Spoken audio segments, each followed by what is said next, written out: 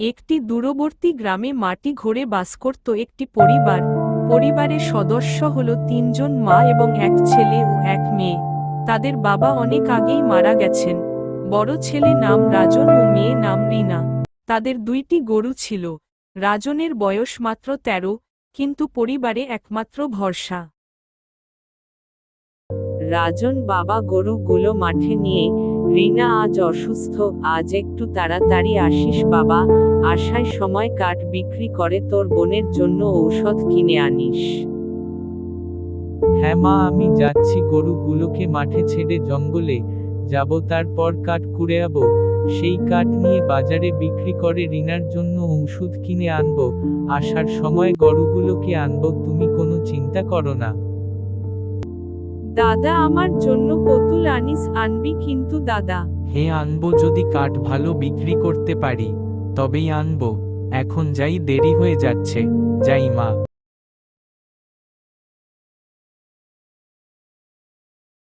রাজন গরুগুলোকে মাঠে ছেড়ে দিয়ে কুড়াল হাতে নিয়ে গভীর জঙ্গলে হেঁটে যাচ্ছে। রাজন মনে মনে ভাবছে, ভাত খেতে হলে আরো কত গভীর জঙ্গলে যেতে হবে, কাঠ যদি না পাই তবে মা আর বোন নিয়ে কি খাবো। জঙ্গলে এক অচেনা পথে দিকে পা বাড়াতেই হঠাৎ একটা পাথরের সাথে ধাক্কা খেয়ে পড়ে গেল। রাজন পড়তেই দেখতে পেল একটা সোনার কলসি।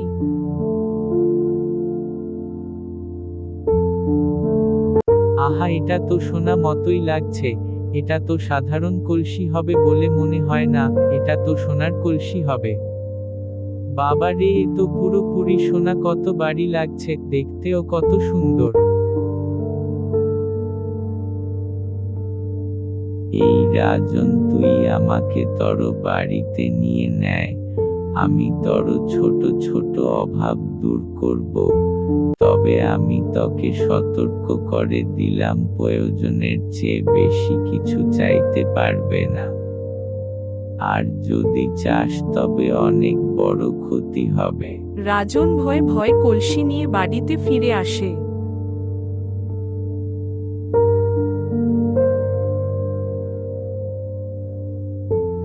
বাবা, কোথায় পেলি এটা? কেউ দেখলে আমাদের বিপদ হতে পারে। বাবা, পুলিশ দেখলে তোকে ধরে নিয়ে যাবে। না মা, এই কলসিটা আমি জঙ্গলে পেয়েছি, এবং সবচাইতে আশ্চর্য বিষয় হলো, এই কলসি কথা বলতে পারে। দাদা, আমাকে কি এই কলসি পুতুল দিবে? দাদা, হ্যাঁ দিবে, তুই ছোট ছোট আবদার যা করবি তাই দিবে। এটা যদি সত্যি কথা বলতে পারে তবে বাবা, রাজন আমাদের অভাব থাকবে না। না মা, প্রয়োজনের চেয়ে তুমি বেশি কিছু চাইতে পারবে না, আর যদি চাও তাহলে অনেক বড় ক্ষতি হবে।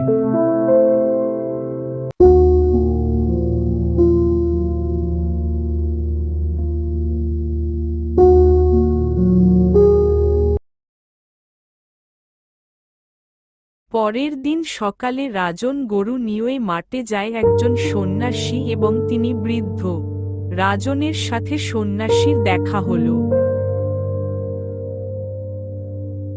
হে ছোট বালক, তুই যে কলসি পেয়েছ, ওটাকে ভালো করে যন্ত্র করে রাখবি। দেখিস ভুলেও পরিমাণের চেয়ে বেশি কিছু চাইবি না, না হলে অনেক বড় ক্ষতি হয়ে যাবে।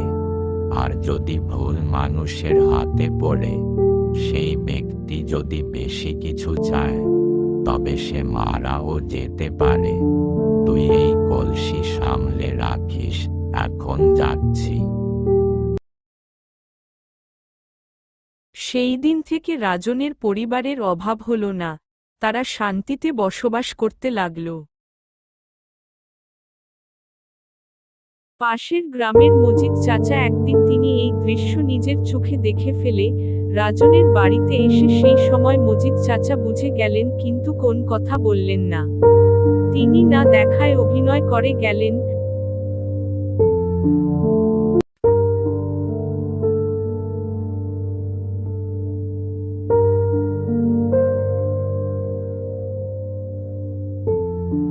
দুই দিন পর মজিদ চাচা গভীর রাতে কলসি চুরি করে নিয়ে বাড়ি এলেন।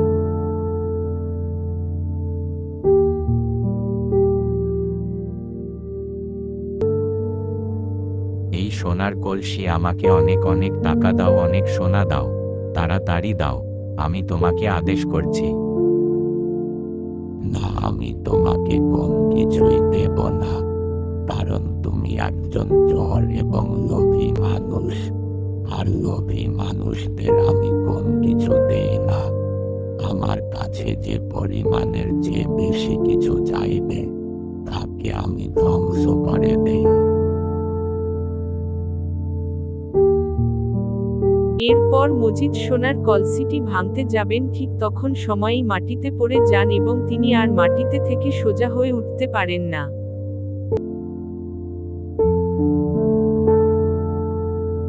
রাজন সকালে দেখে তার সোনার কলসি নেই। রাজন খুব মন খারাপ করল। এই কলসিটি ছিল আমাদের আশীর্বাদ, এখন আমরা কি করব? সন্তান আল্লাহ যখন দেন তখন আবার নিয়ে নেন, কিন্তু রাজন মনে রাখিস তার বদলে আল্লাহ আর কিছু ভালো দিতে পারেন, এটা সবসময় বিশ্বাস রাখবি। দাদা, যা হয় হোক, আমরা আগের মতো আবার কাঠ কোরাবো। রাজন আবার মাঠে কাঠ কুড়াতে যায়, জঙ্গলে কাঠ সংগ্রহ করতে। একদিন সেই সন্ন্যাসী আবার রাজনের সামনে। তুই প্রমাণ করলি যে তুই একজন ভালো মানুষ। সোনার কলসি উত্তরাধিকারী একমাত্র তুই। এই নয়, তোকে এই কলসি দান করলাম। আজ থেকে তুই এই কলসির মালিক। এখন থেকে যা চাইবি তাই পাবি। এই কলসি তোকে দিবে। এখন যাই, আবার দেখা হবে। এরপর থেকে রাজনদের পরিবারে আর অভাব হলো না, তারা সুখে শান্তিতে বসবাস করতে লাগলো। রাজনের বাড়ি এখন পাকা ঘর, মা শান্ত হয়ে বসে আছেন, রিনা বই নিয়ে বসে আছে, রাজনও পড়তে বসেছে। এই গল্পটি এক বৃদ্ধ কাঠুরিয়া ও রহস্যময় গাছকে কেন্দ্র করে গড়ে উঠেছে।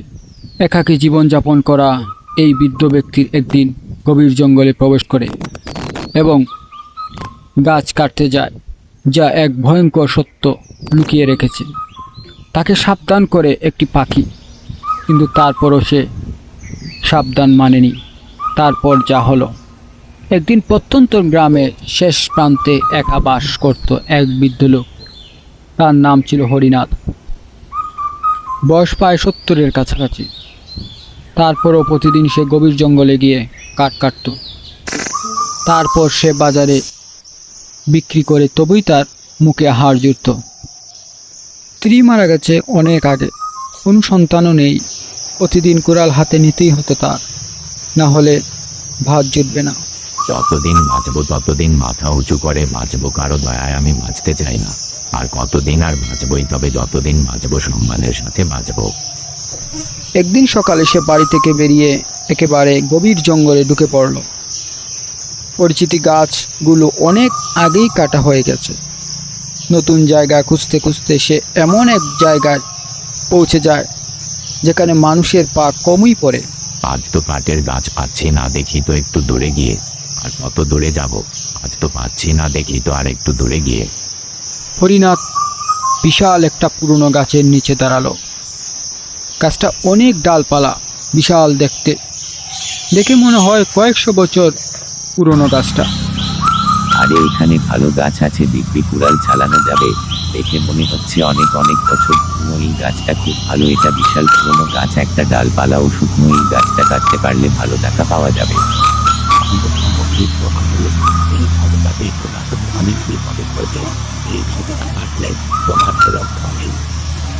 হরিনাথ চমকে উঠল। আরে অবাক করার বিষয়, আরে এই পাখিটি কথা বলতে পারে। এই রকম আগে কোনো দিন দেখিনি। তবে ভাই মানা করলেও এই গাছটা আমি কাটবো। তুমি মানা করার কে? তুমি তোমার কাজে যাও। এই গাছের মধ্যে বাস করে এক খারাপ আত্মা। শতাব্দীর পর শতাব্দী ধরে বন্দি আছে এই গাছের শরীরে। যদি তুমি এই গাছকে কাটো, সেই ভয়ঙ্কর আত্মা মুক্ত হয়ে যাবে। সেই আত্মা মুক্ত হওয়া মানেই তোমার বিপদ, আমার বিপদ, আমাদের জঙ্গলের সবার বিপদ, অশান্তি, মৃত্যু আর ভয়। আরে ভূতটুকু বলে কিছু হয় নাকি? ভাই আমার সামনে থেকে সরো দেখি তো ভাই, আমায় এখন কাজ করতে দাও। আজ এমনিতেই অনেক দেরি হয়ে গেছে, আমার অনেক বয়স হয়েছে, এই রকম কোনো দিন দেখিনি। এই সব হলো গাল গল্প দিয়ে আমাকে ভয় দেখিয়ে কোনো লাভ নেই। যাও তো ভাই, এখন আর বক করতে ভালো লাগছে না। তুমি বিশ্বাস না করলে কেটে ফেলো, কিন্তু মনে রেখো আমি তোমাকে সাবধান করলাম। এরপর যা হবে তার দায়ভার আমার নেই, আমি চলে যাচ্ছি। এই বলে পাখিটি উড়ে চলে গেল। পাখির কথা উপেক্ষা করে হরিনাথ গাছ কাটতে শুরু করলো। প্রথম কুড়াল চালালো, গাছ কাটতেই রক্তের মতো লাল তরল বেরিয়ে এলো। গাছ কাঁপতে লাগলো। মা, এটা কি গাছ কাঁদছে নাকি? এটা কিসের রক্ত? হঠাৎ গাছের ভেতর থেকে এক গম্ভীর আওয়াজ ভেসে এলো। এ আমাকে ঝাঁপালো, এ আমার বিশ্রামে ঘটালো, আমি তোকে ছাড়ব না। গাছ থেকে একটা কালো ধোঁয়া বেরিয়ে এলো। সেই ধোঁয়া থেকে বেরিয়ে এলো এক ভয়ঙ্কর অশ্বরী রূপে, চোখে আগুনের মতো ঝলঝল, মুখে দীর্ঘ দাঁত। তুই আমাকে মুক্ত করলি, এখন তুই আমার প্রথম শিকার। প্রথমে আমি তাকেই খাবো। তাকে আমি কিছু সময় দিলাম, এই সময়ের ভিতরে তুই যদি বাঁচতে পারিস তবে আমি তাকে ছেড়ে দেব।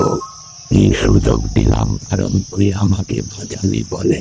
এখন আমি তো জানতাম না, দয়া করে আমাকে ক্ষমা কর। আমি একজন গরিব মানুষ, এই পৃথিবীতে আমি একেবারে একা, আমাকে দয়া কর। এই গাছের ভেতরে আমাকে এক সাধু বন্দি করেছিল, এখন তুই আমাকে মুক্ত করে দিলি, এখন আমি আমার প্রতিশোধ নেব।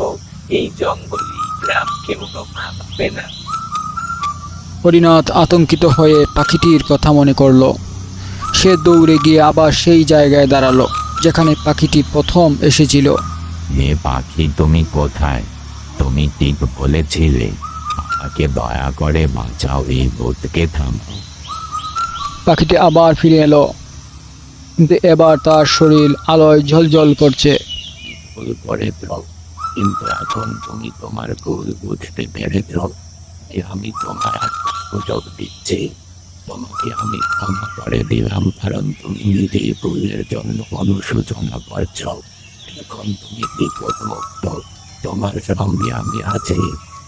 আমি তোমার কাছে আবার ক্ষমা চাইছি। তুমি এত কিছু জানো কিভাবে? পাখিটি হঠাৎ রূপান্তরিত হয়ে গেল এক সন্ন্যাসী রূপে। এই সন্ন্যাসী ছিল সেই ব্যক্তি যে বহু বছর আগে ভূতটিকে গাছবন্দি করেছিল। আমি সেই সন্ন্যাসী, এক সময় এই ভূত আত্মাকে আমি এই গাছের ভেতরে বন্দী করেছিলাম। এখন আবার তাকে ফিরিয়ে নেওয়ার সময় এসেছে।